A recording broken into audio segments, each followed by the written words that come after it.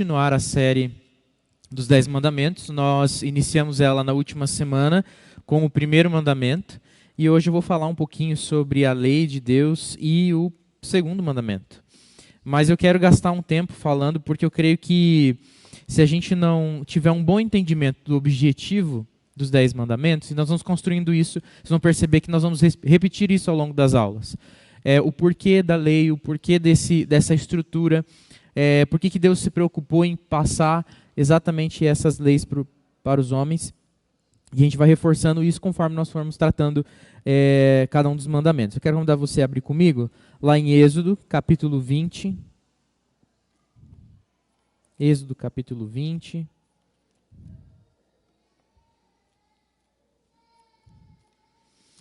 Nós vamos ler o versículo 2 e depois ler os versículos 4, 5 e 6. Quero convidar você a ler junto comigo, mesmo sentado, mas ler em voz alta, Êxodo 20, o 2, o 4, o 5 e o 6. Vamos ler? Eu sou o Senhor, teu Deus, que te tirei da terra do Egito, da casa da servidão. O 4. Não farás para ti imagem de escultura, nem semelhança alguma do que há em cima nos céus, nem embaixo na terra, nem nas águas embaixo da terra. Muito bem, até aí está ótimo. Reforçando que se você quiser participar, fazendo perguntas, só estender aí uma das suas mãos. A Sara vai levar para você um microfone. E também você que acompanha a gente pela internet, é muito bem-vindo a participar com perguntas, com interações. Eu vou ficar aqui de olho no chat do YouTube também, para que você possa participar. Muito bem, irmãos, a gente vai falar então sobre esse segundo mandamento. O segundo mandamento fala sobre não fazer imagem de escultura, nem semelhança do que é acima dos céus, nem embaixo da terra, nem nas águas embaixo da terra. Mas antes de falar disso, eu queria lançar uma pergunta aí para vocês. Quando fala de 10 mandamentos, o que vem na sua mente? Assim, o que você pensa quando você pensa em 10 mandamentos?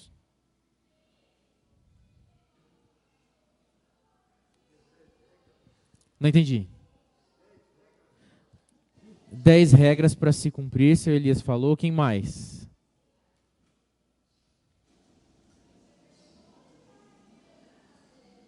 O que passa aí na sua cabeça quando você fala de 10 mandamentos? Novela da Record? Né? Quem não pensou que atira a primeira pedra, né? O que mais? Diga, o Gabriel vai falar ali. A Sara, você leva o microfone para ele, por favor? Eu vejo, Gálatas 3 diz que a lei de Deus é um aio que conduz para Cristo. Então eu vejo os 10 mandamentos como uma espécie de preparatório para o povo receber a graça, para o povo receber o evangelho. Tanto que Jesus traz um complemento para os 10 mandamentos. Jesus, no Sermão do Monte, ele vai dizer, olha, vocês ouviram, não matarás, mas eu vos digo, quem odiar a seu irmão já o matou em seu coração. Vocês ouviram, não cometerás adultério, mas quem cobiçar alguém no seu coração já cometeu adultério com ela. Então eu vejo como uma preparação para que o povo receba a graça. Tá. Vou aproveitar a pergunta do Gabriel e lançar uma nova pergunta, a resposta do Gabriel e lançar uma nova pergunta. Você citou lá, Mateus 5, né, o que Jesus fala dos 10 mandamentos. Mas os 10 mandamentos, como eles estão aqui em Êxodo 20, ou mesmo quando ele é repetido lá mais adiante, em Levítico, vocês acreditam que ele vale para nós hoje nessa forma que ele está no Êxodo 20? Ou ele vale só na forma que Jesus falou? Lá em Mateus 5. Levanta a sua mão aí para você responder para mim. O que você acha? Pode arriscar. Carla. Na verdade, acho que vale das duas formas, porque Jesus resume, né, os mandamentos no amar a Deus sobre todas as coisas e ao próximo como a nós mesmos. Opa, porque os 10 mandamentos são os 5 primeiros, eu acho, ou 6, nós para com Deus. E os finais, nós para com o nosso próximo. E Jesus resume tudo isso. Então, acho que a Bíblia é a mesma ontem, hoje, né, e será para sempre. Eu acho que vale as duas formas. Temos então uma fala interessante aí, inclusive um ponto da nossa aula. Suelen, quer falar aqui também, por favor, Sara? A gente sabe que Jesus não veio para eliminar a lei, né, para anular a lei, mas para cumprir. Então, os 10 mandamentos permanecem válidos. Muito bem. Alguém mais? Muito bom ouvir vocês falando sobre isso. Realmente é isso aí. Eu não sei para vocês, mas pelo menos até um certo tempo aí da minha infância e adolescência, me remetia muito às regras, né? O senhor Elias falou aí 10 regras, 10 normas para a gente viver. Os 10 mandamentos sempre me remeteu muito a regras. Até estudando um pouquinho mais, ele sempre tinha essa conotação de um conjunto de regras, uma sequência de ordens. Faça isso, não faça aquilo, não faça aquilo, não faça aquilo, faça assim, faça assim, faça assim, e tem que seguir essas regras. E aí, por um tempo, ainda ficou obscuro se isso era realmente uma coisa que devia ser seguido hoje, porque em Cristo a graça supera a lei. Vocês concordam comigo? Que a graça ultrapassa a lei? Mas Jesus não veio para descumprir a lei, como a Suelen lembrou. E aí ficava essa coisa turva, assim, mas essa lei, ela é para ser cumprida? Como que ela é para ser cumprida? Aí vem a polêmica do sábado, por exemplo, né? Que a gente às vezes não tem muita dificuldade com a maior parte dos mandamentos, mas é aquele que tem que guardar o dia do sábado para santificar. E aí? Os adventistas estão certos? A gente é meio irresponsável? É o domingo mesmo? Será que é o sábado? Será que é o domingo? Será que é o conceito? Não existe mais dia do Senhor? Todos os dias são dias do Senhor, e agora? Como é que lida com isso? E aí a gente começa, às vezes, a subjetivizar algumas coisas que trazem nos mandamentos. Mas eles são válidos. Eu já vou dar a resposta já direta e pronto. Eles são totalmente válidos para a nossa vida de hoje. O que Jesus faz lá em Mateus, eu até vou me permitir, Gabriel, fazer uma pequena correção na tua fala, que ele não faz um complemento, mas ele faz uma explicação. Ele resgata o verdadeiro princípio que foi colocado lá no Êxodo, ele traz de volta quando ele faz o Sermão do Monte, resgatando os mandamentos e dizendo o que eles realmente significavam. Então, o que Jesus faz é aprofundar. Sabe quando você quer tirar uma foto e você está longe do objeto, e você vai lá no seu celular, você faz esse movimento aqui para dar um zoom? Jesus dá esse zoom e ele mostra o detalhe do mandamento. O que ele faz, então, é mais do que complementar, é aprofundar a ideia que o mandamento traz. Por que ele faz isso? Porque dentro da tradição se perderam algumas coisas importantes em relação aos mandamentos. E a gente vai falar um pouquinho disso hoje, porque tem tudo a ver com o segundo mandamento, com a ideia que o segundo mandamento traz e com a ideia que a lei que Deus dá, ela traz, que ela vai para além de regras, de uma lista de regras, o que fazer, o que não fazer. É muito comum que muitas pessoas que se achegam à fé, que iniciam a sua caminhada cristã, queiram saber assim, o que é proibido, o que é permitido aqui na igreja, assim, como que faz para saber? Eu creio que já compartilhei esse acontecimento uma vez, mas vou repetir, me permitam. Quando eu morava no Rio Grande do Sul com a minha família, meu pai é pastor também, e lá a gente desenvolvia um trabalho missionário de plantação de igreja.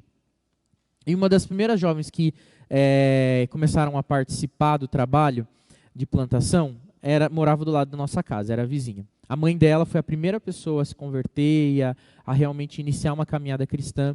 E depois de um tempo ela começou a se aproximar também. E um dia ela bateu na porta de casa e perguntou para minha mãe, que fazia discipulado com ela, assim: então, eu estou interessada, eu quero continuar caminhando com Deus, eu quero conhecer mais de Deus, mas eu queria a lista primeiro.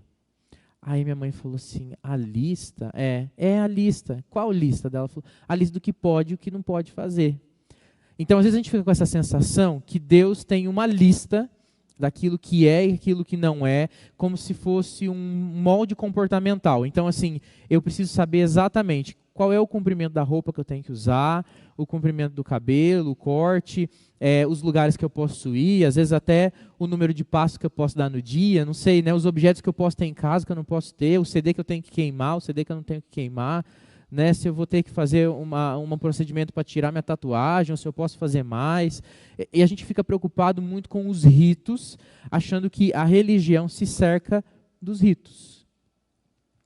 E o que Jesus está fazendo é justamente resgatar isso que o próprio povo fez e que nós temos uma tendência muito semelhante a fazer também, que é transformar a lei em um processo ritualístico simplesmente. Se eu fiz, eu estou em dia com Deus. Se está escrito lá, não matarás, eu não matei, eu estou em dia com Deus. E Jesus faz o quê? Ele fala, não, vem comigo. A piscina não é só o raso, tem o fundo também. Vamos mergulhar comigo aqui? E vamos descobrir o que tem nesse fundo? E na profundidade do mandamento, por exemplo, do não matarás, Jesus fala, aquele que chama o seu irmão de tolo é passivo do juízo, assim como aquele que mata, que comete o assassinato, o homicídio deliberado. Jesus aprofunda a lei e mostra que, na verdade, essa lei quer dizer mais do que simplesmente um ato único específico de não matar. Mas ele está falando sobre um conceito. E a gente precisa entender um pouquinho melhor a respeito sobre isso, para a gente entender os 10 mandamentos, o que Deus tinha em mente, o que Deus estava planejando para o povo, porque o próprio Cristo dá essa explicação. Não é que a gente conseguiu entrar na mente de Deus e vai dar a explicação hoje, né? Mas é que o próprio Cristo, que é o Deus encarnado, explicou isso. E a gente consegue perceber, então, o que quer dizer verdadeiramente os 10 mandamentos. Então, mais que uma lista de leis, mais que uma lista de normas, mais que uma coisa que ficou para o povo no passado, ela tem validade para a nossa vida hoje, porque a verdade que nela contém é imutável, não passou. Então, a lei moral de Deus, ela é expressa nos 10 mandamentos. Os 10 mandamentos, eles são, sim, um guia de uma lei moral. Tem muito a ver, sim, com os nossos conceitos morais e que vão refletir diretamente no nosso comportamento. Mas não é um código comportamental. Não é um código de vivência e experiência simplesmente, mas tem a ver muito com a nossa moralidade daqui, né? E daqui, de dentro da gente, daquilo que trabalha dentro do nosso coração. Os 10 mandamentos, eles são uma prescrição de Deus para uma forma de culto, ou seja, como ele quer ser adorado, como ele quer ser cultuado, como que ele quer ser glorificado dentro da vida do crente. Eles não são um meio de salvação. Cumprir os 10 mandamentos não significa que você está caminhando em direção à salvação, mas que você está caminhando em direção à santificação, que é um processo de quem já foi salvo. A salvação, ela é feita mediante a confissão de Cristo Jesus como seu Salvador e a crença no coração de que Ele é esse verdadeiro Salvador e a confissão com os lábios, né? Que é isso que a palavra fala. Então, a salvação, ela não vem pelo nosso molde comportamental ou mesmo porque a gente passou a pensar de um jeito diferente, mas ela vem pelo um ato divino do sacrifício de Cristo. Mediante essa salvação, há uma transformação, que Romanos fala para nós, que nós devemos apresentar um novo jeito de cultuar a Deus, que não é baseado no rito, mas é um sacrifício vivo. Nós somos o culto a Deus, nós somos o templo de Deus e apresentamos um culto a Deus racional, pensado. E como que nós pensamos dele? A partir da lei de Deus, expressa também e principalmente nos 10 mandamentos. A palavra de Deus como um todo, de Gênesis a Apocalipse, vai expressar a lei de Deus e tudo aquilo que ela tem para nós, para nos ensinar como nós devemos adorar a Deus, cultuar a Deus, viver para Deus e viver em Deus. Mas, aqui nos 10 mandamentos nós temos um excelente resumo, nós temos uma síntese que nos dá uma ideia daquilo que Deus realmente quer que a gente faça. Ele também é um parâmetro da nossa vida de piedade, como Deus quer que a gente viva piedosamente. O que é a piedade? É o exercício da fé de fato. É como eu caminho no meu dia a dia, demonstrando que eu pertenço a Deus. Não que eu pertenço somente à igreja, não que eu carrego o nome de uma denominação, mas que mais do que isso, que eu sou do Senhor. Eu nasci de novo em Cristo Jesus. Eu fui regenerado em Cristo Jesus, justificado pela sua morte, pelo seu sangue. Então ele dá para nós, concede a nós os 10 mandamentos, uma perspectiva de uma vida piedosa. Então a gente pode olhar para os 10 mandamentos sim, e encontrar ali eu não gosto muito da palavra porque pode dar uma sensação muito de método pronto, né? Mas uma fórmula, uma maneira, uma expressão de como a gente pode viver uma vida piedosa. Mas a lei também tem um aspecto que é demonstrar não só as coisas positivas, mas algumas coisas negativas. Quais são elas? O pecado dentro de nós. Porque quando eu olho para a lei, dizendo lá, não matarás, aí usando ali, né, o complemento da lei lá em Cristo, mas aquele que chamar seu irmão de tolo, também já está pecando. Mas vamos voltar então para a perspectiva do povo lá. Não matarás. Eu não matei, eu tenho sido cuidadoso com isso, não matei. Aí ele vai indo para o outro. Não furtarás, também nunca roubei. Aí ele começa a perceber lá, imagina o povo, depois do bezerro de ouro, né?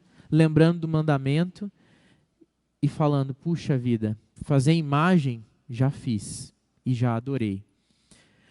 A gente sempre chega num ponto da lei, quando a gente tem a ignorância de pensar que a gente conseguiu cumprir algum deles, a gente sempre vai chegar em pelo menos um ponto da lei conscientemente que a gente não consegue cumprir. Então a lei, ela também existe para lembrar da nossa limitação, que a gente não é capaz de cumprir a lei. Quando a gente tem uma compreensão mais profunda sobre a lei, nós vamos concluir que nós somos incapazes de cumprir toda ela, e não só um ponto, mas toda a lei. Mas então ela é um parâmetro impossível?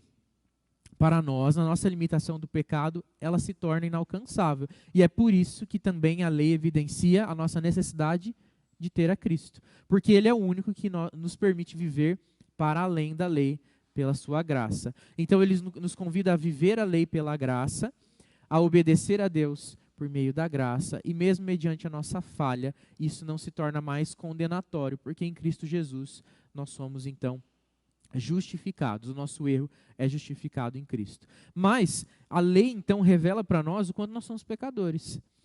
Não só pelo processo de constatação lógica, que eu olho para a lei e vejo assim, não consigo cumprir tudo, mas também porque só existe lei para regular aquilo que é possível de ser feito, não é verdade? Por que eu vou fazer uma lei sobre como você deve utilizar as suas antenas quando você estiver andando por aí? Olha, o governo do município de Curitiba lançou o uso de antena nos humanos. Você tem antena? Não, eu não tenho antena. Né? Quem tem antena são outros bichos que têm antena. O bicho homem não tem antenas. Não, então, uma regulamentação sobre como deve ser o voo livre dos humanos. O tráfego aéreo dos humanos em voo livre, com as suas próprias asas. Faz sentido ter uma legislação sobre isso? Não, porque nós não temos asas. Estou usando um exemplo esdrúxulo para dizer que a lei ela revela de coisas que nós fazemos e somos totalmente capazes de fazer, e ela vem regular algo para que a gente realmente não faça ela, ou para que a gente proceda da forma correta mediante uma situação que nos coloca em conflito. Porque nem tudo que a lei fala é não, mas ela também tem aspectos positivos, né? Faça de tal forma, guarde o sábado. Ele não diz não guarde o resto da semana, ele diz guarde o sábado. Né? Mas ele diz não matarás, ele não diz provoque vida, conceda vida, mas ele diz não matarás. Então tem aspectos negativos, né, de negação e positivos, de afirmação. E em todos esses aspectos ele regula coisas que são possíveis de acontecer na minha e na sua vida. Então a lei não foi feita para um tipo um grupo de pessoas especificamente, mas para todo e qualquer ser humano, porque todo e qualquer ser humano é capaz de descumprir todos os aspectos da lei, os 10 mandamentos. Esse potencial está em mim, está em você. Aí você pode olhar e falar assim, mas eu não me reconheço em alguns dos mandamentos. Acredite, você tem todas as capacidades, como homem natural, tomado pelo pecado, na sua depravação, de descumprir todos os aspectos da lei. Seja na sua potencialidade máxima, como por exemplo no caso do homicídio, ou seja na sua potencialidade mínima, como no caso da ofensa que você faz diariamente, né, no maltrato de alguém que você pode fazer. A gente é capaz de descumprir todos os aspectos da lei. Então a lei revela, ela deixa exposto que a gente é extremamente pecador. E com isso ela revela também que a gente não consegue então encontrar uma resposta dentro da gente mesmo. E que a gente precisa de um salvador, um mediador. Alguém que fale por nós, que faça por nós aquilo que nós não somos capazes de cumprir. Alguém que cumpra a lei por nós e que explique a nossa situação diante daquele que é o justo juiz.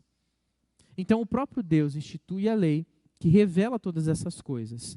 Uma forma de culto, uma vida de piedade, né, uma forma de viver em piedade, uma evidência do nosso pecado e uma clara exposição de que nós precisamos de um Salvador. A lei, então, deve levar a gente ao reconhecimento da nossa insuficiência. A gente tem que olhar para a lei e perceber o quanto nós somos insuficientes. Só aquele ser humano muito egoísta, muito ensimesmado e muito arrogante, olha para a lei e não reconhece o quanto é pecador. Mas eu vou dizer para vocês, nós já fizemos isso em algum momento. Eu já fiz isso em algum momento.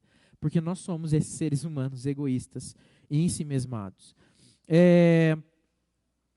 Essa lei dos 10 mandamentos, ela não é uma lei totalmente nova. Em que sentido? Mesmo antes dela ser expressa, ela já estava clara em algum aspecto. O que eu quero dizer com isso? Abre comigo lá em Romanos, capítulo 2, versículo 12. Desculpa, versículo 12 a 16. Romanos 2, 12 a 16.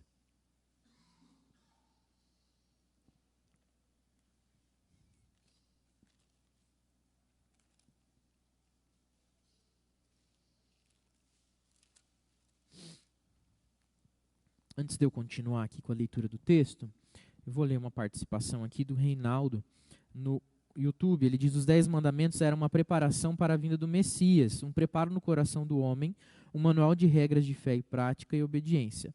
E a Bíblia, num todo, se completa para o mesmo alvo. E não teria como Cristo anular, até porque ele estava com Deus quando foi dado a Moisés os 10 mandamentos. Muito bom, muito bom. Bem colocado, Reinaldo. Obrigado pela participação.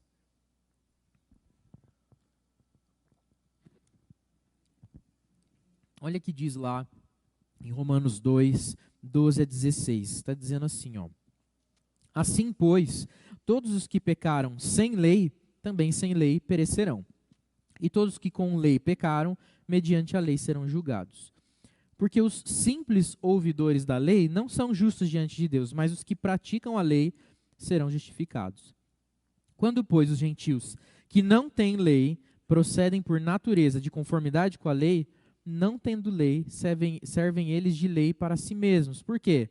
Porque estes mostram a norma da lei gravada no seu coração, testemunhando-lhes também a consciência e os seus pensamentos mutuamente, acusando-se ou defendendo-se, no dia em que Deus, por meio de Jesus Cristo, julgará os segredos dos homens de conformidade com o meu evangelho. Olha só o que Paulo está dizendo aqui, que existe uma lei, seja com lei ou seja sem lei, aqueles que pecam vão perecer. A lei, porém, ela traz esse parâmetro daquilo que é certo e é errado. Mas mesmo aqueles que não têm lei, ou seja, que não tiveram acesso a essa lei escrita, ou que não conheceram a lei, seja através dos 10 mandamentos ou de qualquer outra expressão da lei de Deus, eles ainda assim podem agir em conformidade com a lei, porque Deus deixou gravado no coração do homem a sua lei. De forma que a gente consegue perceber isso com facilidade. Existem alguns princípios, e a gente já falou disso aqui, que são básicos para o homem. O aspecto da proteção da vida, o não matar, é uma coisa que a gente tem dentro de nós já. Você não deixa de matar simplesmente porque você conhece a lei, você leu toda a Constituição e você sabe que matar é crime e você vai ser preso.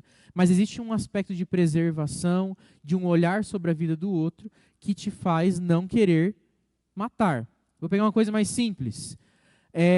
A mentira. A criança pequena sabe que mentira é mentira, tanto que ela tenta esconder a mentira que ela fez. Não é verdade? Alguém precisa dizer para ela que mentira é errado? Não, você acaba precisando dizer aos pais de criança pequena, fazendo assim, não precisa, é verdade, eles mentem. Você acaba dizendo para ele que mentira é errado depois que ele já mentiu. Até porque você não vai dar ideia antes dele ter mentido, né? Senão você vai dizer para ele que existe a possibilidade de mentir. Mas nem precisa mesmo. Já vem dentro de nós esse aspecto. E tanto que sabe que é errado que a gente tenta esconder. Existe esse ímpeto na gente. Quando a gente faz algo errado, a gente quer esconder. Mesmo que ninguém tenha dito para a gente expressamente que aquilo é exatamente errado. A gente tem um senso de vergonha daquilo que é mal. Adão, primeira reação, né? Ele se escondeu e quando foi pego, jogou a culpa no outro, né? Porque ele sabia que ele tinha feito algo vergonhoso. Ele sabia que ele tinha feito algo errado. Existe na gente essa ideia de se esconder e esconder aquilo que a gente fez de errado, mesmo quando quando existe um discurso de que não é tão errado assim. Porque existe uma lei de Deus gravada no nosso coração daquilo que é bom e daquilo que é certo. Então, mesmo aqueles que não têm a lei, eles não são desculpáveis nesse sentido, porque eles conhecem a lei, ainda que muito subjetivamente. Mas então por que precisa da lei, já que existe esse aspecto da lei tão tão direto, tão pronto dentro do nosso coração? Porque nós, primeiro, estamos tomados pelo pecado. E a gente subjetiviza, a gente deturpa e nós negociamos com a lei que está escrita no nosso coração. E a gente vive em rebeldia a essa lei que nos foi dada. A gente consegue conciliar essas coisas todas. O ser humano prefere, às vezes, viver em profunda angústia de negar aquilo que está marcado no seu coração, a lei de Deus, para viver no pecado que lhe causa algum prazer momentâneo, que lhe causa algum conforto terreno, e ele prefere rejeitar todas essas coisas. Mas a lei de Deus está lá. E o pecado então permite que a gente consiga fazer essa negociação. Outro aspecto que a gente precisa da lei de Deus é que justamente por ser algo tão subjetivo, quando você lê, quando você percebe ela expressa diretamente, de forma escrita, de forma verbal, em linguagem clara e evidente, a acusação, a evidência faz com que você perceba de maneira mais profunda aquilo que a lei está querendo dizer. Ela sai do processo do achismo ou daquilo que a minha mente gostaria de fazer para ser uma expressão clara da vontade de Deus. Se existe alguma subjetividade, ela é terminada na lei. Se existe alguma confusão, a lei resolve. Se existe alguma possibilidade de você falar assim, eu acho que isso aqui pode fazer, a lei vem e diz, não faça. Ou faça exatamente desse jeito. A lei, ela deixa claro, a expressão da lei deixa claro aquilo que Deus quer do seu povo. E é isso que Deus faz. Ele concede, então, os 10 mandamentos para o seu povo, naquele tempo e hoje para nós também, para deixar evidente e clara qual é a sua vontade, qual é o direcionamento, sem a subjetividade da pecaminosidade humana. E não é por acaso que a lei de Deus ela é concedida de maneira extremamente extraordinária, né? Como que a lei vem até as mãos de Moisés? Como que acontece lá no texto do Êxodo? Você lembra? Quem que lembra aí?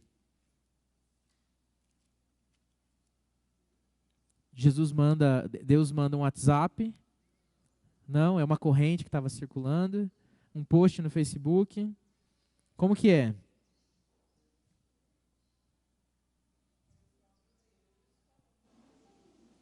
O próprio Deus é quem fala com Moisés de maneira extraordinária, é uma fala direta, né, de Deus com Moisés.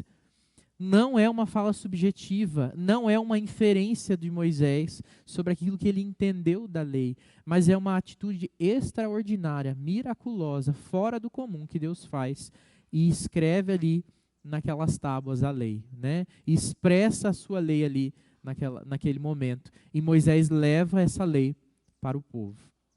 Então, tanto que eles guardavam essas tábuas, né? Ela quebra em um momento lá num dia de fúria de Moisés, né? Mas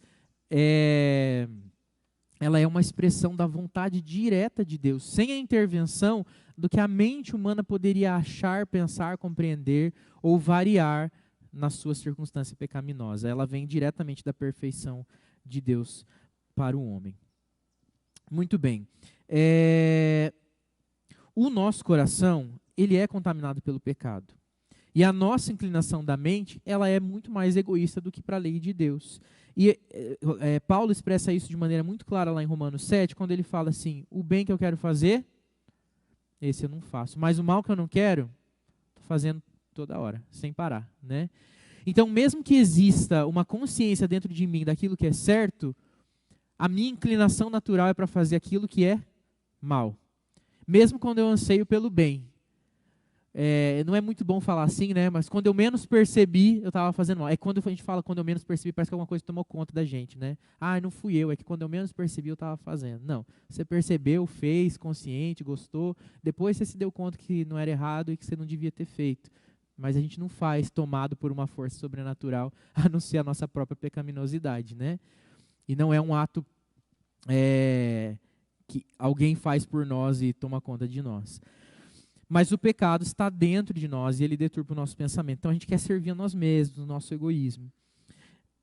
Diante dessa exposição da nossa natureza pecaminosa em total contraste com as exigências da lei, fica claro que nós precisamos então de uma salvação e um livramento dessa condição. E que nós não encontramos essa salvação dentro de nós. Porque se a gente tivesse essa salvação dentro de nós, a gente conseguiria cumprir a lei toda. a gente não falharia. A gente encontraria pessoas que seriam extremamente disciplinadas e capazes de cumprir a lei como um todo, perfeita e completamente.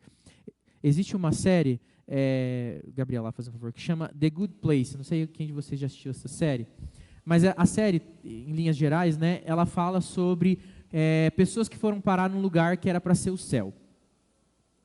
E eles descobrem que o jeito de ir parar no céu era para um sistema de pontuação.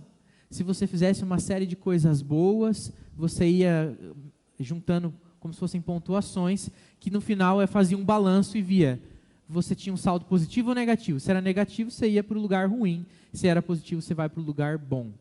Né? E às vezes a gente trata a situação como se a gente conseguisse fazer essa pontuação, achando que a gente consegue compensar isso, e que a gente vai para o lugar bom, que a gente vai para o céu, por esse sistema de pontuação. Mas o fato é que a nossa condição não permite que a gente cumpra nada da lei. Não tem pessoas com mais pontos e pessoas com menos pontos. Não existe essa ideia de uma lista de coisas, de preceitos que uns conseguem cumprir, outros não. É que eu sou mais difícil, eu sou uma pessoa com o coração mais endurecido, eu luto muito, mas eu não consigo igual o fulano fazer tudo certo. Acredite, esse fulano que você está tanto admirando tem o coração tão pecaminoso quanto o seu. E ele é digno do inferno tanto quanto você, ainda que ele aparente ou que ele pareça estar num momento melhor, vamos dizer assim, né?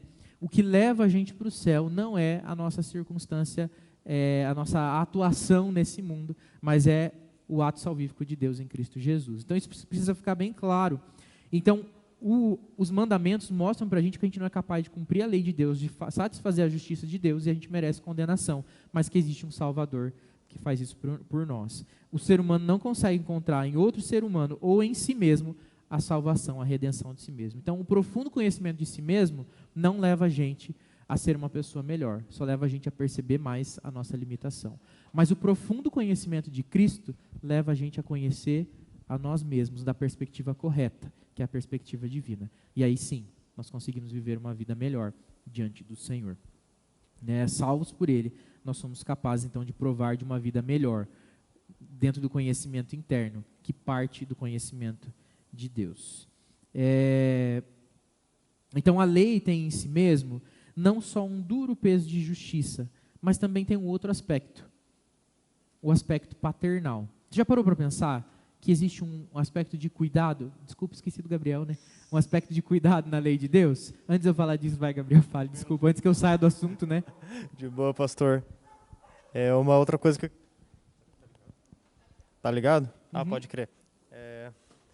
Outra coisa que eu queria comentar em Deuteronômio 30, versículos 11 a 14, diz assim, porque este mandamento que hoje lhe ordeno não é demasiado difícil, nem está longe de ti, não está nos céus para dizeres, quem subirá por nós aos céus, que traga e nos faça ouvir para que o cumpramos, nem está além do mar para dizeres, quem passará por nós além do mar para nos trazer para que possamos ouvir e assim cumprir, pois esta palavra está perto de ti, na tua boca e no teu coração para cumprires. Ou seja, não tenha desculpa de falar, eu não conheço a lei de Deus, eu não sei o que fazer de certo e errado, não. Deus trouxe a lei para nós, não é algo que a gente precise ir longe para buscar, ir longe para conhecer, mas é algo que Deus trouxe para nós e nos revelou de uma forma que a gente pudesse conhecer. E o contrário, acredito que também acontece, tem muitas pessoas querendo criar legalismos e apêndices para a lei, coisa que Deus não falou, que os fariseus faziam muito. E outra passagem de Deuteronômio, bem perto dessa daqui, 29 diz assim, as coisas encobertas pertencem ao Senhor, nosso Deus, porém as reveladas nos pertencem a nós e nossos filhos para sempre, para que cumpramos todas as palavras dessa lei. Ou seja, o que convinha que fosse revelado, Deus nos revelou para que a gente cumprisse a lei dele.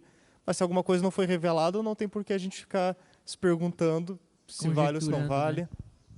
Muito bom. É legal esse aspecto que você trouxe, Gabriel, porque às vezes pode parecer que esses mandamentos eles são muito complexos, muito difíceis de serem compreendidos para serem cumpridos e obedecidos, né? Mas o texto é bem claro que diz que ele trouxe algo que é compreensível, claro, direto, faz parte daquilo que a gente consegue entender. Então não precisa de um curso de teologia para ser obediente a Deus. Né? Não só que a gente consegue entender, mas que a gente consegue praticar. Aqui diz, porque esse mandamento que hoje ordeno não é demasiado difícil, e Jesus também fala em Mateus 11:30, porque o meu fardo é suave, o meu jugo é leve. É leve. Exatamente. Então, vamos pegar essa fala aí.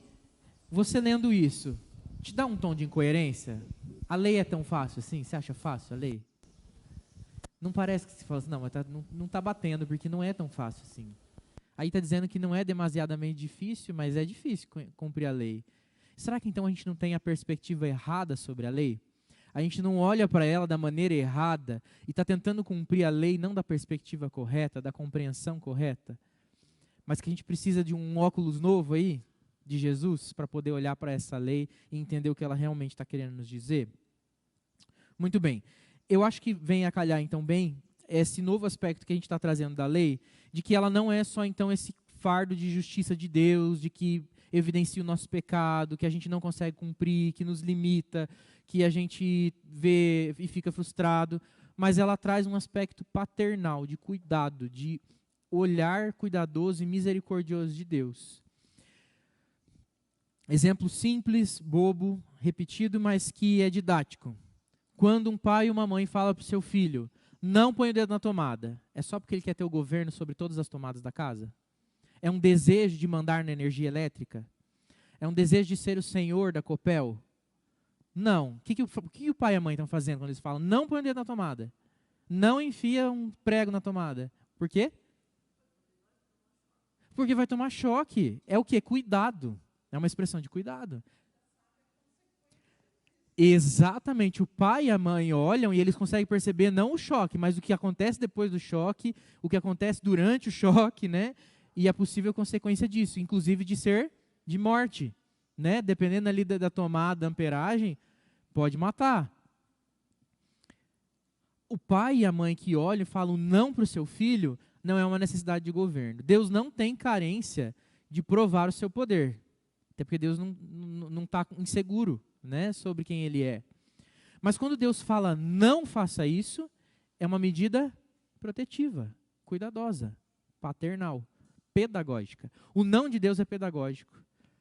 Então, quando a gente olha às vezes para a lei, para o mandamento, a gente sempre pensa naquele Deus juiz, né? A figura do Zeus, o Deus no Monte Olimpo com raios na mão, jogando nos humanos e toma raio em vocês, né? E eu que mando aqui. Mas não é essa a ideia é de um Deus cuidadoso, próximo, que olha para a tomada, olha para o seu dedo e fala, essa junção não é boa, e eu quero protegê-lo disso. Oi? Porque ele quer o que é melhor para nós. A gente não vê, a gente acha que é controle, porque na verdade quem quer controlar somos nós.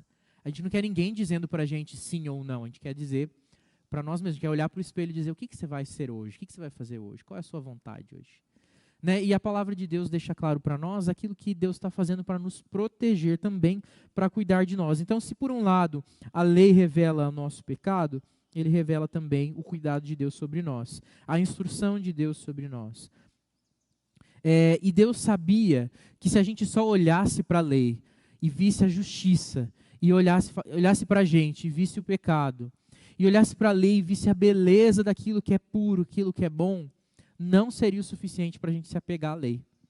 Não seria o suficiente para a gente ser atraído à obediência. Então, o que Deus inclui junto da lei? Alguns aspectos de promessas e também algumas ameaças. Não tem? Que promessas que tem aí nos mandamentos? Se você honrar o pai e a mãe, uma longa vida. Que ameaça que você já viu aí nos 10 mandamentos? Tem ameaças? Dá uma olhadinha lá no que a gente leu hoje, versículo 5. O que diz lá? Não as adorarás, nem lhes darás culto, porque eu sou o Senhor teu Deus, Deus zeloso, que visito a iniquidade dos pais nos filhos até a 3ª e 4ª geração daqueles que me aborrecem. O que é isso? Uma ameaça. É uma ameaça. Né? Por que Deus fez isso? Porque ele é cruel? Porque ele queria nos atrair à lei. Ele conhece a nossa limitação e a dureza do nosso coração. Ele sabia que se não tivesse promessa ou ameaça, se com promessa e ameaça a gente já não cumpre, a gente já foge da lei. Imagina se fosse só a lei pela lei, né? Então Deus é pedagógico, ele se preocupa que a gente se aproxime da lei para viver debaixo das bênçãos da lei. O anseio dele não é cumprir as ameaças, é liberar as bênçãos. Então ele nos traz esse aspecto na lei, para que nós possamos conhecer a lei e então desfrutar das bênçãos que ele tem reservadas para aqueles que vivem debaixo da justiça e da retidão da lei, pela graça de Deus. Lá em Levítico 18:5 fala assim: aquele que praticar a lei, aliás, aquele que praticar essas coisas, fazendo referência à lei, viverá por elas. Mas diz também em Ezequiel 18:4-20, que a alma que pecar, essa morrerá. Então a lei nos concede vida, mas também pode nos conceder morte, porque aquele que cumpre a lei prova de coisas boas, de bênçãos, de vida. Mas aquele que descumpre a lei, desobedece a lei, é passivo de morte. Aquele que obedece a mãe e não põe o prego na tomada, vive mais. Aquele que desobedece, vive menos ou vive com menos qualidade. É isso que Deus está falando, né? E mais do que um tom de ameaça, no sentido de que Deus está pensando assim: que castigo que eu vou dar se o seu Elias fizer tal coisa? O aspecto é, naturalmente, se você colocar o dedinho na tomada, dá choque. Então eu vou lembrar ele que dá choque. Entende? Então às vezes a gente pode pensar que é Deus escolhendo assim: que castigo que eu vou dar? Qual que vai me divertir mais? Não. Pular de um precipício quebra a perna, no mínimo, né? No mínimo, quebra as pernas. Então ele vai lembrar: não pularás do precipício, ou terás suas pernas quebradas, né? A ideia é essa, é lembrar do aspecto negativo do descumprimento da lei, e não a ameaça pela ameaça. Porque Deus não é injusto, né? Deus não é maldoso, Ele não tem prazer em castigar ninguém. A lei implica nesse padrão de justiça, e um padrão de justiça que exige obediência integral. Aquele que descumpriu um aspecto da lei, descumpriu ela toda. Os mandamentos, quando a gente olha para eles, a ideia não é olhar para eles como uma lista dividida, mas de 10 princípios que formam um único princípio, o da obediência total e completa ao Senhor. Então os mandamentos, eles nos convidam a uma vida de obediência ao Senhor, totalmente voltada para a sua lei, para a sua justiça e para a sua retidão, para que a gente possa provar das bênçãos que é viver debaixo da retidão e da justiça de Deus. Cristo revela o real sentido da lei, lá em Mateus 5, a gente falou um pouquinho disso no começo, vou resgatar aqui, que não basta apenas a prática externa, evidente, mas que a lei nos lembra que existe um aspecto interno, espiritual. E que Cristo Jesus lembra isso com muita clareza lá em Mateus 5, quando ele olha para a lei e ele começa a explicar essa lei de maneira mais profunda e diz para nós o que realmente significa cada um daqueles aspectos. Não adulterarás, está escrito lá na lei de Moisés, mas eu digo para vocês o que realmente aquilo quer dizer. Que aquele que olha para uma mulher, a mulher do próximo, e cobiça ela no seu pensamento, já adulterou com ela. Então o pecado, a lei evidencia não só uma atitude externa, porque pode existir pessoas que são completamente puras no seu proceder, mas impuras no seu pensar. E aí não faz sentido. Calvino fala que esse tipo de atitude, onde você tem uma incoerência entre o seu comportamento e o seu pensamento, que ainda que externamente você tem uma excelente conduta moral, se internamente isso não mudou o seu coração, é a mesma coisa que pegar um lindo corpo, cortar a cabeça e expor o corpo sem cabeça e dizer que é um padrão de beleza. Cena forte, não é? O que ele quer dizer? É que um corpo incompleto, por mais lindo que seja, ele é grotesco, ele não é admirável. Cumprir o mandamento externamente e não se preocupar com ele internamente no serviço a Deus, porque daí quando a gente fala das coisas internas, a gente não está falando do que o outro vê, mas aquilo que Deus, que vê todas as coisas, enxerga no nosso coração. É a mesma coisa que expor um corpo sem cabeça e traçar esse corpo como padrão de beleza. É incompleto, é incoerente. É chocar com algo que era para ser belo. Então, a lei não traz para a gente um molde comportamental, e Jesus fala isso para nós. Eu não quero que vocês entendam, eu não estou aqui para ensinar para vocês um jeito de fazer, mas um jeito de ser, que leva você a fazer coisas de modo diferente.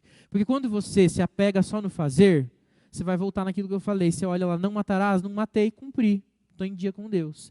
Quando você entende o aspecto por trás da lei, você lê não matarás, você pensa, de que formas eu posso matar as pessoas? Será que é só apunhalando ela no peito? Será que é só com uma arma de fogo? Será que eu posso provocar morte só com violência física? Será que eu posso matar aos poucos? Com palavras? Com desprezo? Com pecado? Será que eu posso morrer aos poucos pelo pecado dentro de mim? Será que eu posso ser um assassino de mim mesmo? A lei ganha outro aspecto. Diga, seu Elias.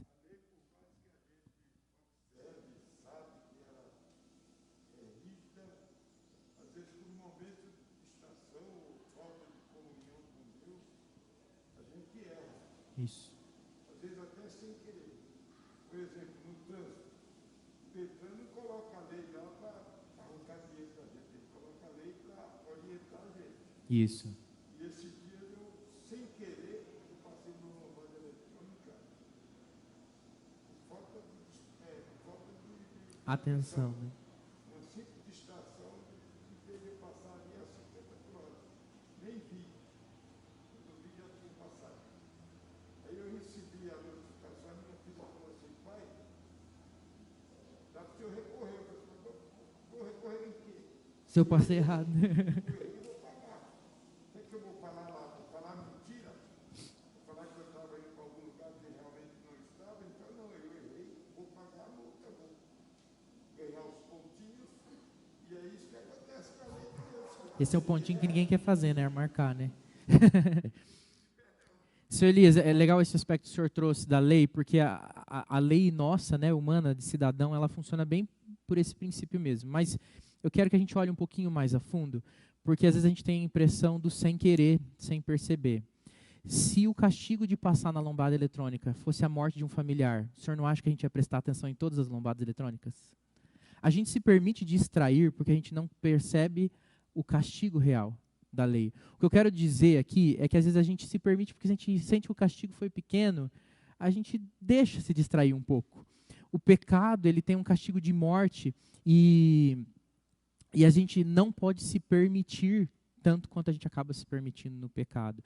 A gente às vezes não vê a consequência direta, então a gente acha que passou batido aos olhos de Deus, né? E eu sempre lembro disso porque a Vitória fala que eu sou um nervoso em recuperação, né? Então eu sou um nervoso em recuperação. Eu pareço calmo, as pessoas falam, nossa, você parece tão calmo, é porque eu estou em recuperação, né? Estou me tratando, estou no Nervosos Anônimos, né? Então, a gente sabe quando não ficar nervoso. Você nunca me viu nervoso, porque o freio social da minha posição fala para mim que eu não posso ser nervoso com as minhas ovelhas. Mas a Vitória, que é a minha esposa, coitada, o freio social diminui. Porque ela está próxima, ela tem intimidade. Se eu consigo segurar o meu pecado na frente de vocês, por que eu não consigo segurar na frente dela? Por que eu me permito pecar com ela, ou com a minha família, com os meus irmãos, com os meus pais, e não me permito cometer esse pecado na frente de vocês? Então, será que é sem querer que a gente peca? Ai, quando eu vi, eu fiz.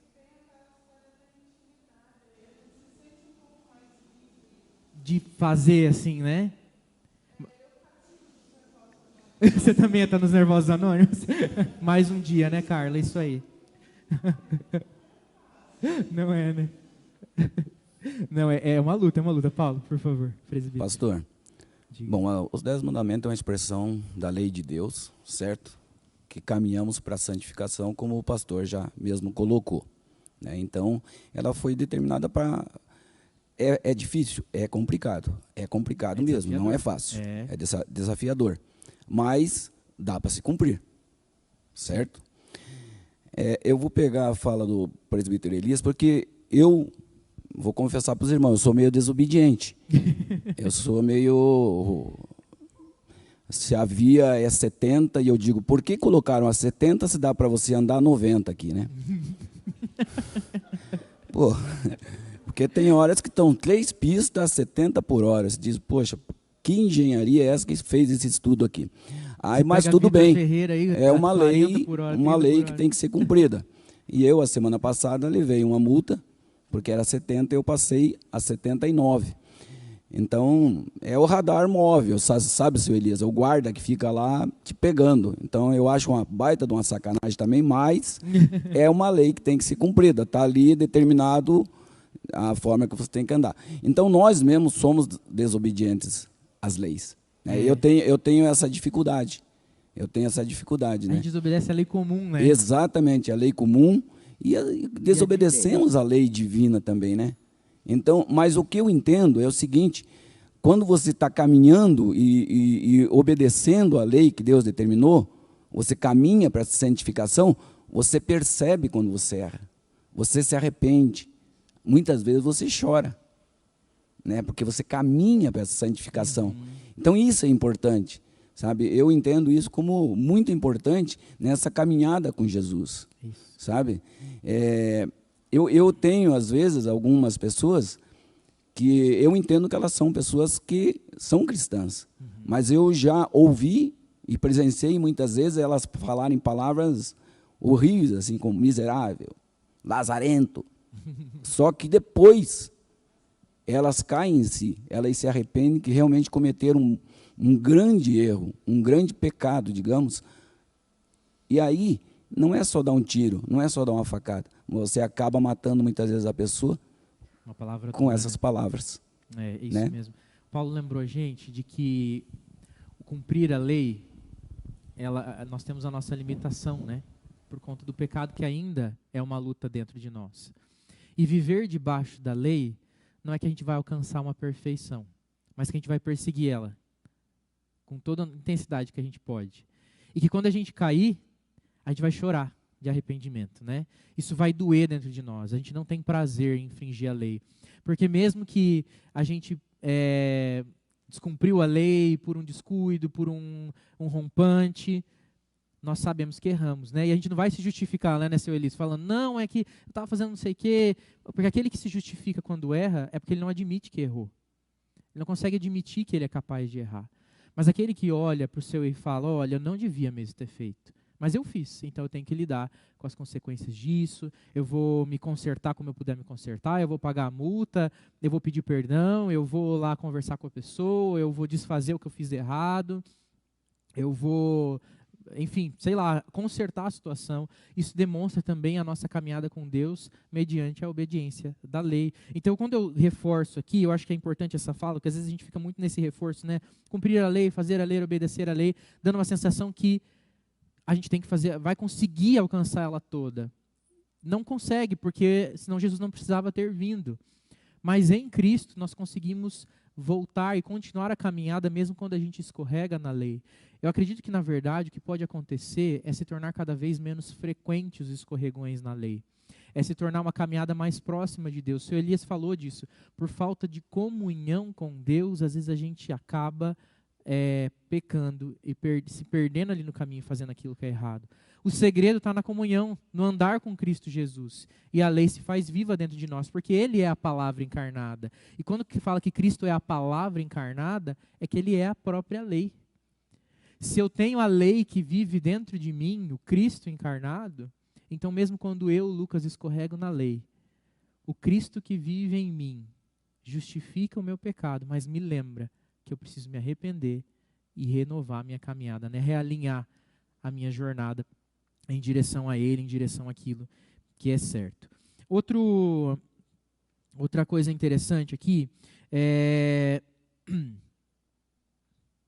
os 10 mandamentos expressam a vontade de Deus para o homem na forma de lhe cultuar e de reverenciar com um princípio único que entrelaça as 10 linhas em uma única norma, né, da norma. O que eu quero dizer com isso, então, é que é aquilo que eu já falei, o aspecto único dos 10 mandamentos. Ele não fala de coisas distintas, mas fala de uma coisa só. O mandamento, ao expressar a violação mais grave, acentua o quanto Deus abomina cada e qualquer pecado correlato. O que quero dizer com isso? A clareza da lei, a direção da lei, quando ela expressa um determinado ponto, olhe para isso para além daquilo que está escrito. Por quê? O que ela faz? A linguagem que Deus usa na lei é pegar o ponto mais grave, mais exagerado e mais exacerbado do descumprimento da lei e deixar claro quanto aquilo é abominável. Então, por exemplo, quando a gente fala assim, olha, a gente não pode odiar as pessoas, a gente não pode se irar, isso até pode falar com a gente, fala com a gente começa a perceber e tal. Mas quando você fala, não matarás, fica mais claro, não fica? Mais evidente, não é mais assustador, não pode matar. Só que o princípio de não matar, ele fala só de morte, como a gente já falou? Não, ele fala de todo o aspecto do ódio, da ira, de todas essas coisas. O que os mandamentos fazem? Eles jogam tudo num grande, como se fosse um exagero do descumprimento da lei, para que você consiga perceber todos os aspectos que estão debaixo e se relacionam com aquele descumprimento. A gente precisa olhar o mandamento dessa forma. Então, quando a gente viu lá o primeiro mandamento, não terás outros deuses diante de mim, é só para a gente vir e fazer uma igreja que fala o nome de Deus? Não, mas para a gente analisar quais são os ídolos do nosso coração. E toda vez que a lei afirma um aspecto de um lado, ela está também afirmando aquilo que é oposto. Ou seja, se ele diz que não é para matar, é porque ele também está querendo afirmar aquilo que é oposto a não matar, que a gente deve se preocupar com a vida. Se ele diz que a gente não deve, aqui por exemplo, o de hoje, né, não fazer imagem e escultura, ele também está dizendo que a gente deve olhar e refletir, refletir, né, a imagem e a semelhança de Deus naquilo que a gente faz. Percebe, então, que existe uma ideia de oposição? Porque, claramente, quando eu afirmo que ninguém pode usar amarelo, eu estou dizendo que pode usar todas as outras cores. Não fica claro isso? Que ninguém pode usar azul, eu estou dizendo que todas as outras cores podem, inclusive o amarelo, que não podia antes. O que a lei faz é essa mesma ideia. Se ele afirma uma coisa, é porque ele está afirmando o oposto daquilo também, como um parâmetro da própria lei. A lei se divide, então, em duas tábuas ali, que a Carla lembrou a gente lá, já logo no começo. Os mandamentos que falam acerca das coisas de Deus e os mandamentos que falam as coisas acerca da relação com o homem. Né? Nós temos aí os primeiros mandamentos, os primeiros 4 mandamentos, se não me falha a memória, deixa eu só dar uma olhada aqui certinho para não falar errado. 1, 2, 3, 4, 5, 6. 6, né? Os 6 primeiros, é o contrário. Os 6 primeiros falam das coisas de Deus e os 4 últimos falam da relação do homem com o outro homem, né? da sociedade dos homens. Então, a partir do aspecto da obediência a Deus e do temor a Deus, nós temos um parâmetro para viver a vida com a sociedade. Não adianta eu viver bem em sociedade se eu não parto do princípio do temor do Senhor. Se eu não parto do princípio de que Deus é o centro e o ponto de partida de todas as coisas. Porque a lei trata de coisas internas antes de tratar das coisas externas. Muito bem. Vamos falar propriamente do segundo mandamento? Eu sei que eu tomei bastante tempo falando dessa questão da lei, mas é que vai ficando mais claro. A gente vai tomar menos tempo falando do mandamento, porque a gente tem o princípio que rege o mandamento, cada um dos mandamentos bem estabelecido. Então vai ficar mais fácil da gente compreender o que o mandamento quer dizer. Sobre o que o segundo mandamento fala? Primeiro a gente sempre acompanha desse prefácio geral, que é lá o versículo 2. Por que eu li o versículo 2, depois eu pulei direto para o 4, 5 e 6? Porque o 2 é o cabeçalho dos 10 mandamentos, ele serve para todos. E ele sempre parte do princípio de que Deus é o Senhor, que tirou o povo da terra do Egito, e Deus desse povo. Ressaltando aí que ele é a autoridade para dar os mandamentos. Eu sou o Senhor, o teu Deus, ou seja, eu que tenho autoridade para dizer o que fazer, o que não fazer, mas dá um aspecto pessoal, relacional, de proximidade, de misericórdia, de graça, de libertação, porque ele é aquele Deus que tem autoridade, mas que foi e libertou o seu povo, que se preocupa, que se importa, que tira ele da condição. Diante desse cabeçalho, então, ele estabelece cada uma das leis. A primeira, que foi dita na semana passada, não terá outros deuses diante de mim. E se essa lei falava, então, de quem deveria ser adorado, o segundo mandamento fala do como essa adoração deve acontecer ou como ela não deve acontecer.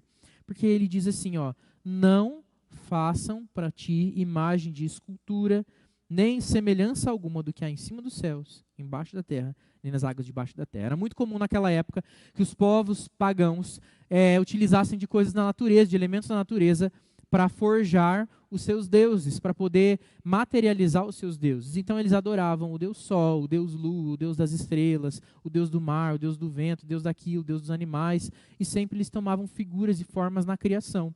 E é justamente essa referência, ele fala, não se aproxime dessa ideia, não se contente com essa ideia, não se ligue a essa ideia. Por que o povo faz um bezerro de ouro lá no deserto? Porque eles já tinham visto isso no Egito. O Egito tem muito disso. Os deuses estão atrelados a animais, por exemplo. Um gato, um homem com a cabeça de cachorro, né? Anubis, enfim. É comum essa ideia de atrelar coisas da natureza. O deus Sol, Ra, o deus egípcio. Então, eles viram isso lá. E Deus fala, se apartem disso. Fujam dessas coisas que querem representar divindade. Por que não pode fazer imagem de adoração a Deus? Por quê? Qual que é o problema disso? Já parou para pensar por que é ruim? Só porque não pode? Só porque a gente não gosta da figura do santo da Igreja Católica, por exemplo? Nicolas vai falar para a gente aqui. Está chegando o microfone para você aí, Nicolas. É porque acaba... Tá, não tá saindo som? Tá baixinho, bem baixinho, você consegue Tá. não? É porque a pessoa acaba fazendo a própria imagem e semelhança, né? Porque ele não conhece a Deus de verdade para fazer uma imagem exata de Deus, mas faz daquilo que conhece, daquilo que ele entende por ser Deus. Exatamente. A gente conhece Deus por completo? A gente conhece aquilo que é suficiente para nós crermos, mas nós não temos o profundo conhecimento de Deus. Qualquer expressão visual, palpável, daquilo que Deus é, ou que a gente acredita que Ele seja, é limitar quem Deus é. É uma expressão incompleta, errada, e por isso se torna pecaminosa.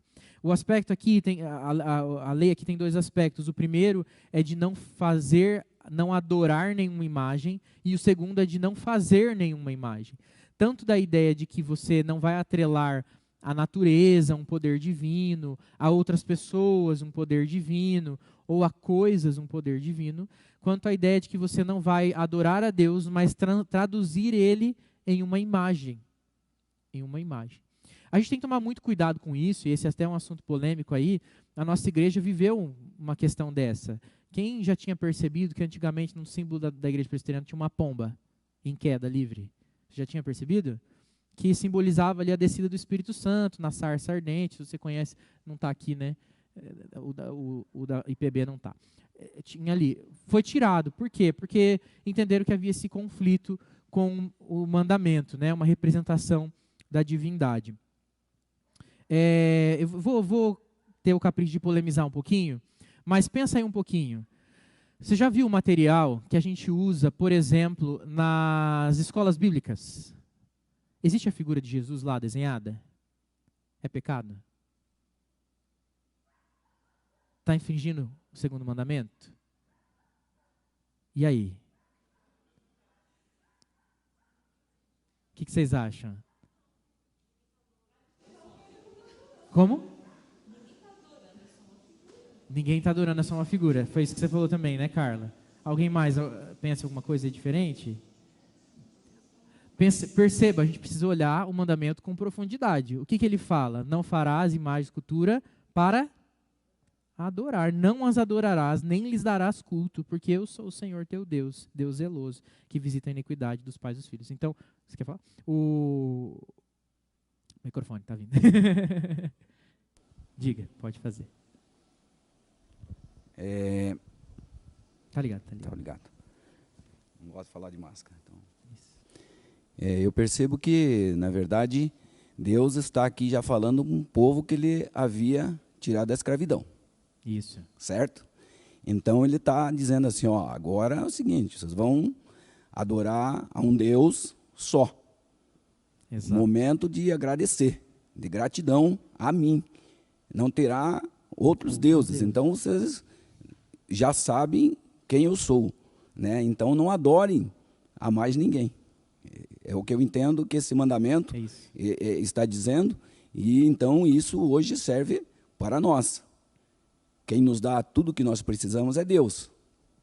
E Deus... Quem que tirou eles do Egito, né? Exatamente. Está entendendo? Então, por esse motivo, Deus está sendo bem claro, hoje, na nossa época, a cada um de nós, que Ele é o único Deus soberano, acima de tudo, e o único Deus ser adorado. Muito bom.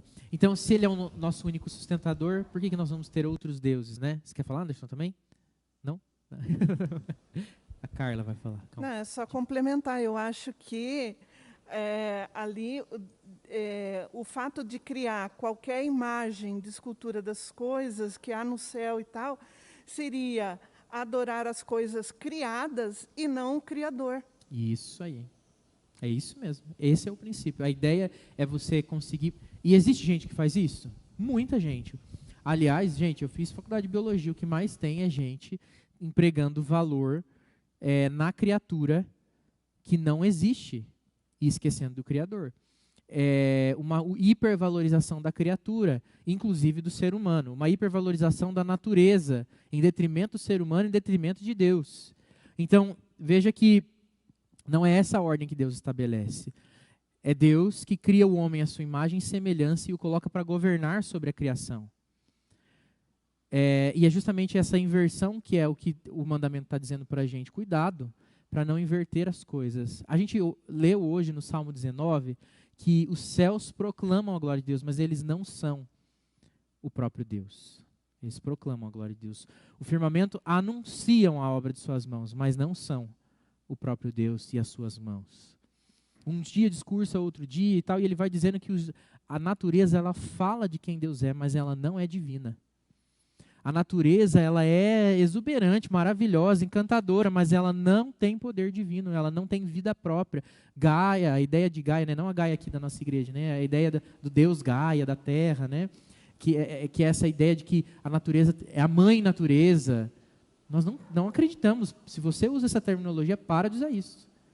Não existe mãe natureza, existe Deus criador da natureza. Aí a gente já vai também para as esculturas humanas, atribuindo poderes a elas que elas não têm. As procissões, né? As peregrinações. Então, aí vai a essa questão. Você está adorando uma criatura e não o Criador. Né? Mas ela operou um milagre ali naquele momento. Ok, Deus permitiu, mas foi Deus, não foi ela. Não é a criatura ali, não é a figura, né? A imagem, não é? O objeto. Isso. Aliás, isso lembra a gente aí de ondas que tem dentro do evangelicalismo de objetos santificados ou sacros, né? Compre o travesseiro abençoado para você dormir bem. A rosa ungida para você ter sucesso não sei aonde. Isso aí também é uma clara infração do segundo mandamento, porque você está atribuindo a coisas criadas, inventadas, manipuladas pelo homem, atribuindo poder a elas e quem faz todas as coisas. Usa esse colarzinho aqui, que esse colarzinho vai te proteger.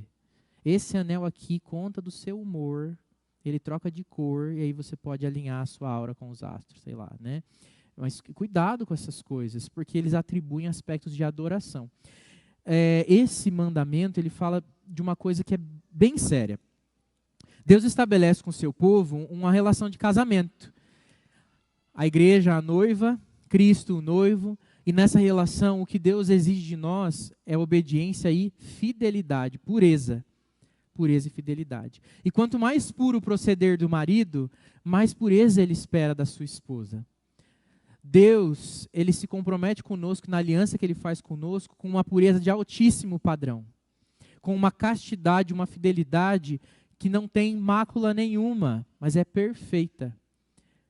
Quando nós atribuímos a outras figuras, imagens, ou tentamos limitar ele a objetos, a imagens, a figuras e adoramos aquilo, nós estamos traindo, nós estamos sendo infiéis, nós estamos nos prostituindo na adoração ao Deus único e verdadeiro. O presbítero Paulo lembrou, ele foi quem livrou o povo do Egito, ele é o único que nos sustenta. Os deuses do Egito foram derrotados pelo Deus único e verdadeiro. As crenças foram massacradas, as falsas crenças nos falsos deuses. Porque o único Deus verdadeiro que há sobre o céu, sobre a terra e sobre todas as coisas criadas, e o Criador de todas essas coisas, e o sustentador de todas as coisas, e o Criador do homem, o sustentador do homem, e que tem poder para conceder vida e tirar vida, é o Deus do céu. E ele não é figura humana, ele é espírito. Nós não conhecemos a sua forma porque ele não está preso em uma forma, em um corpo físico, né? Nós conhecemos o Deus encarnado em Cristo Jesus, mas nós aqui, nem esse rosto nós sabemos como é. Né? A ciência aí tentou já elaborar alguns rostos parecidos, mas a gente não sabe se aquele é de fato o rosto. nós nem conhecemos o rosto de Deus. E tem muita gente apegada aí às imagens, então, e até imagens que representam tanto outras pessoas quanto o próprio Deus, e atribuindo eles alguma adoração nesse sentido. Um quadro de Jesus e sentir que aquele quadro pendurado na sua parede vai trazer proteção sobre a sua casa. E eu não estou dizendo aqui que a gente não pode ter manifestações artísticas que falem da palavra, de aspectos do caráter de Deus, mas a representação de Deus e atribuir aquilo adoração, louvor, é prostituição espiritual, é idolatria. E é então a quebra do segundo mandamento. Que Deus quer de nós isso. Essa fidelidade, uma relação de fidelidade, de amor e de castidade, pureza na adoração. Para a gente encerrar, e já vai daí a 11h15, ele traz uma outra questão aí, que eu falei da ameaça e da promessa no mandamento. Não adorarás, nem lhes darás culto, porque eu sou o Senhor, teu Deus, Deus zeloso, que visito a iniquidade dos pais nos filhos, até qual geração? 3ª ou 4ª, daquele que me aborrece. Existe aqui uma clara ameaça, que aqueles que se rendem à idolatria, à infidelidade, diante da adoração ao Senhor, eles têm consequências geracionais. O que quer dizer isso? Isso não muda a justiça de Deus ou a bondade de Deus, porque, como eu disse, a ameaça revela uma consequência clara de um ato irresponsável. Pais que são idólatras não conseguem ensinar para os seus filhos nada além de idolatria. Filhos criados no meio da idolatria provavelmente vão reproduzir conteúdos com os seus filhos também, e eles vão ter idolatria no seu lar. Mas veja que ele fala de 3ª e 4ª geração, e aqui a gente não precisa se prender no número, a ideia não é pensar no número, assim como o 1000 também não é um número que ele vai dizer lá que ele abençoa até 1000 gerações, mas a ideia de quantidade, da profundidade, da extensão. Se o pecado ele atinge algumas gerações, aqueles que são fiéis ao Senhor verão as suas gerações por longo período, por muito tempo, serem abençoadas pela fidelidade que os seus pais têm. O que está dizendo aqui não quer dizer que todo filho de pai e mãe pecadora não tem possibilidade de conhecer salvação, e que o inverso também não é possível, que filhos de crentes estão sempre protegidos de qualquer desvio moral da lei de Deus. Mas o que ele quer dizer é que aqueles que cumprem fielmente podem provar no meio da sua casa, do seu lar, da sua família, de bons frutos pela sua fidelidade. Eles ensinarão seus filhos, pelo exemplo, pela vivência, a terem uma conduta semelhante. E vão provar na história da sua família de coisas maravilhosas pela fidelidade que eles têm no serviço ao Senhor, na vida com Deus. Deus abençoa com mão estendida por causa do seu zelo e justiça. Aqui diz também que ele não está tratando com leviandade, com simplicidade ou fazendo vista grossa para o pecado. A justiça de Deus não permite que ele trate o pecado de maneira amena, branda. Mas aquele que pecar, esse colherá de frutos do pecado. E frutos amargos, tristes, sobre ele e sobre a sua família. Porque as nossas atitudes influenciam. Você não vê o seu filho fazendo coisas parecidas com você? Você não se vê fazendo coisas que seus pais faziam? A gente é influenciado, sim, pelo meio que a gente vive. E nós sofremos influências. Isso não quer dizer que a gente não possa romper com esse meio. Mas é fato que aqueles que vivem debaixo de um lar idólatra vão provar de idolatria nas suas vidas e vão precisar viver uma luta contra isso ao longo da sua caminhada espiritual. Mas em Cristo a gente consegue encontrar todas essas respostas. O contraste do castigo com a misericórdia de Deus, ele é muito evidente. Se o castigo vem em pouco, a bênção vem em grande quantidade. Versículo 6. Faço misericórdia até 1000 gerações daqueles que me amam e guardam os meus mandamentos. O que a gente precisa guardar aqui hoje é a lembrança de que Deus nos abençoa, de fato, quando nós obedecemos. E o que Ele nos pede hoje por esse mandamento é que nós sejamos fiéis na nossa relação com Ele. Cuidado com aquilo que você adora. Adore somente ao Senhor e somente a Ele dê culto. Como? Não atribuindo às coisas que estão à sua volta poderes divinos, sendo que você pode acessar diretamente o Deus invisível, o Deus que não se pode ver, mas que age perfeita e claramente nas nossas vidas e cuida de nós e nos livra da escravidão, da servidão do Egito. O Egito nosso hoje é o pecado, nosso Egito hoje são situações do dia a dia, mas o Senhor nos livra de todas essas coisas e nos convida para uma vida protegida debaixo da sua mão e das suas ordenanças. Amém?